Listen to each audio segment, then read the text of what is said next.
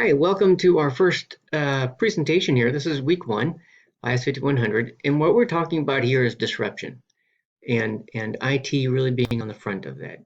Um, Information technology driving a lot of innovation and also changing a lot of industries, and how we as leaders within IT or in IS in information services can help shape that, shape companies to not only survive but to thrive in a disruptive environment, and to leverage innovation to benefit the business and the company.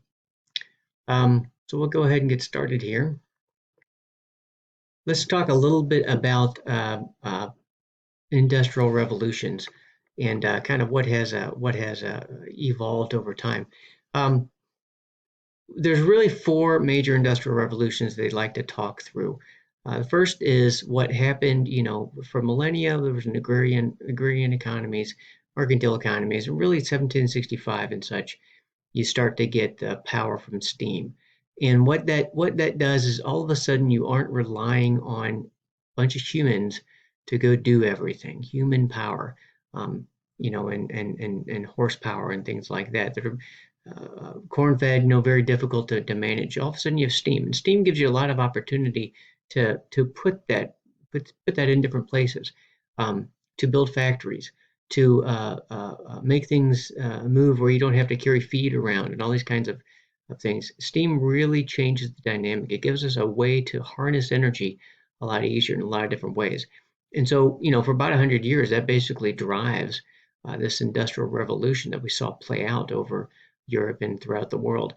The second one really is when you start to get into turbine engines, the electricity, gas, oil, automobiles, airplanes. All of these things start to really shape differences in how we can now leverage machinery to really get some power out of it, a lot more efficiency out of those sorts of fuels, to do better things.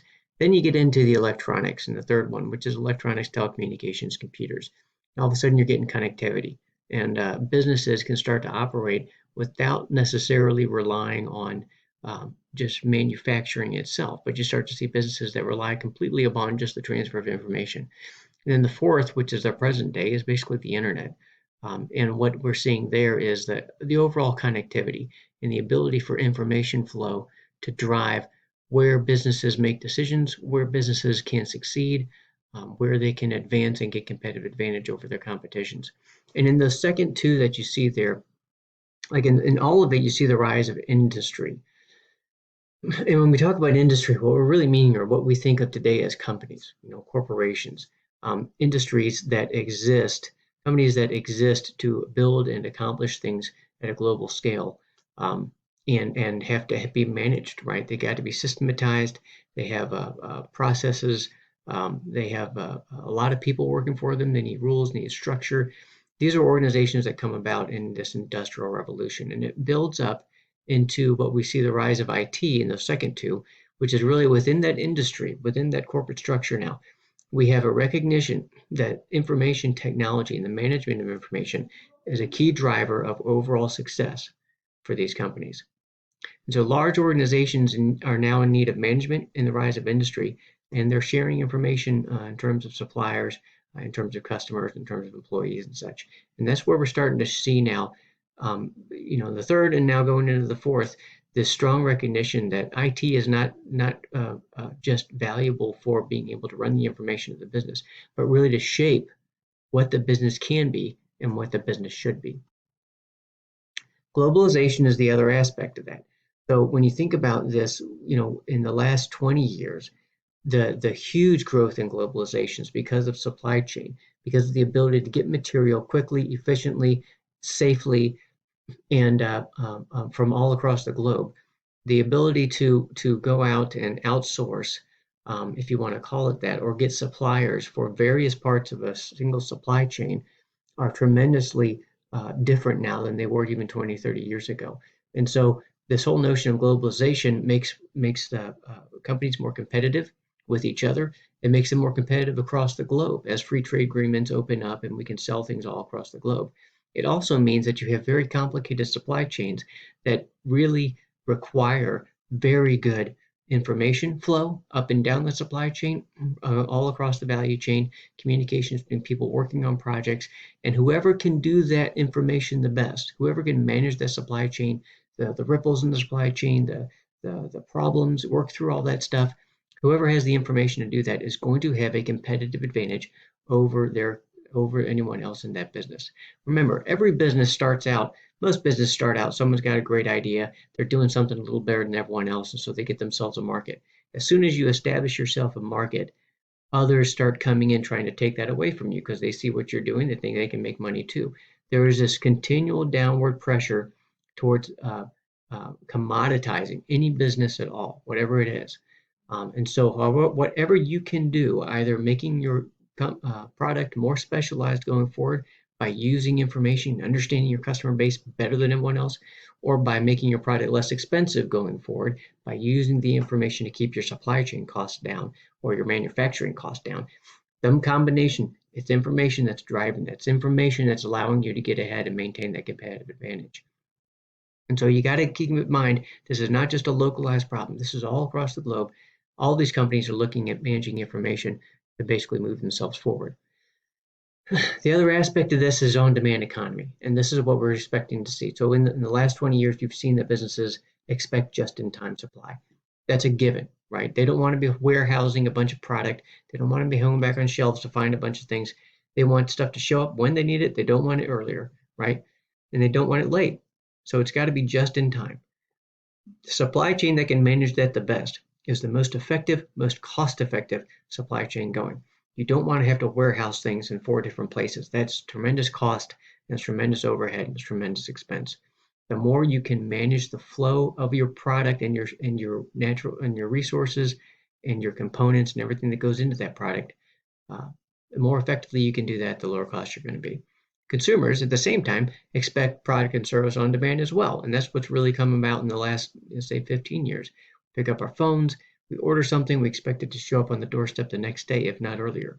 That is coming to be an expectation. And businesses that can respond to that, just like they did with the supply chain, they can respond to that market on the consumer side, they'll be more effective and more competitive than their competitors.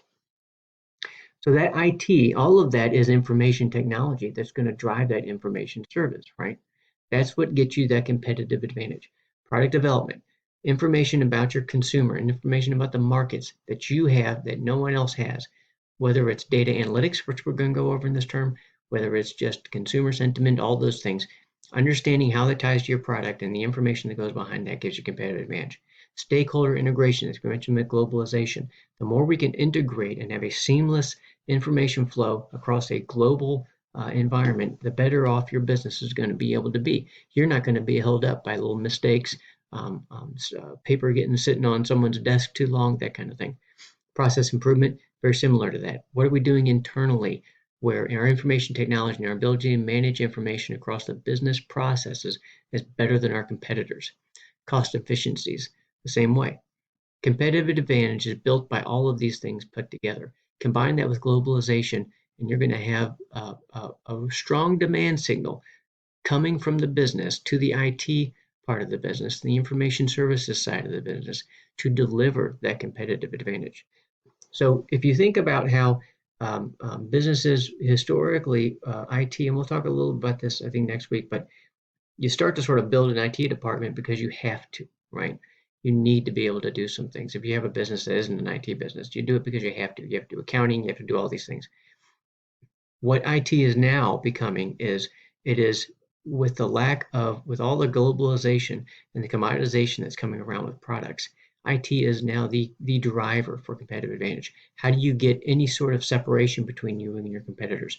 All these things drive you as the IT leader for your company to understand that your responsibility, not just to do what they're telling you to do in terms of providing new laptops and making sure the network stays up and all those kinds of hygiene kinds of things that IT does, but really how are you shaping the business and helping them understand how they can gain competitive advantage through better management of the IT resources.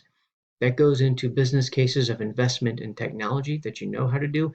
It also goes into business cases of how do we invest in areas that we haven't even thought of and our competitors haven't thought of that might gain us different markets or different market share. I want to talk about two examples because they always bring this up. Amazon, Netflix, darlings of industry. The reality is there's huge companies very successful, but they're one-hit wonders. They came up with an innovative idea and they keep growing it. So they've got great cultures, don't get me wrong. And they'll probably be around.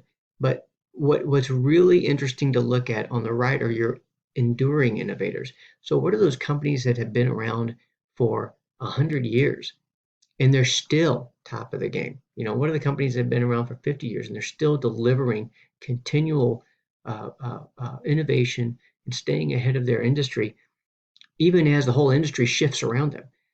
That tells you there's a different culture there. There's a culture of looking not only at what markets we have served and what markets we do serve, but what markets do we need to go serve? And then what technologies do we need to change in our existing infrastructure? And so I point those folks on the right to you, because typically when you go into industry, you're not likely to work for one of these new innovative companies. You're likely to work for a company that exists already today. They already have a market space. They already have a market and processes defined that they're going after. And so your role is really not to ignore the whole business and start something new. Your role is to take what you have and make sure you have the processes, the culture, the innovative techniques in place to transition over time, to listen to what the market's telling you, listen to what the customers are telling you, look at what your competitors are doing, and be able to make informed, judicious decisions about where you want to invest your technology to get ahead of your competitors and to stay ahead of your competitors over the long term, right? So this class, this is we'll be talking about information technology as the weapon of choice in the fourth industrial age to enable that competitive advantage. You are a part of this fight. You're not just running an IT department that's a shave off part of the overhead costs of the company. You are key towards shaping the competitive advantage of your company. We're going to learn why that's true. We're going to spend a lot of time about that. We're going to learn how you go about doing that, right? And learn how to overall just how to be a part of the future for your company.